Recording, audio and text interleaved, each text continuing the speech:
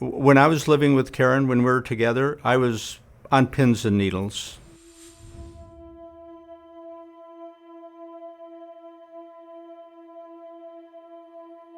I was just very distressed and had become emotionally a wreck, basically. I had to get away from her. She was insane. There was kind of like no upside. Everything was like anxiety and tension for me being around her. And there wasn't really any points or time when there was any happiness in our marriage.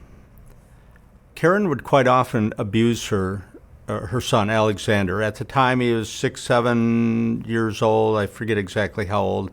But she would go into these incredible rages, just as severe, violent rages, and she would take it out on him. And he was just a little kid at the time, and he was just overwhelmed by that.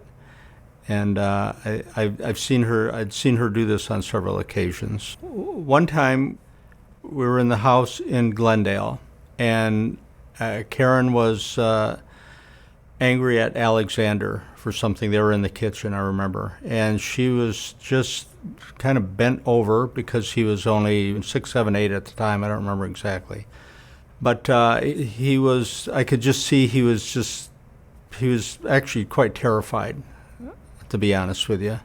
She would get very violent. She had a tendency to just fly off the handle to the point of shaking. It's almost like she was going into some kind of seizure or something. She would shake and just go into this violent, severe reactions. And but she would sometimes just really go off on him.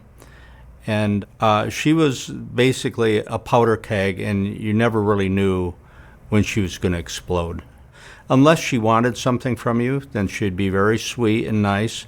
But she was very manipulative. She really was. And if she didn't get what she wanted, she would throw these violent fits to get her way. And that's the way she handled Alexander. And I'd seen her treat other people like that as well.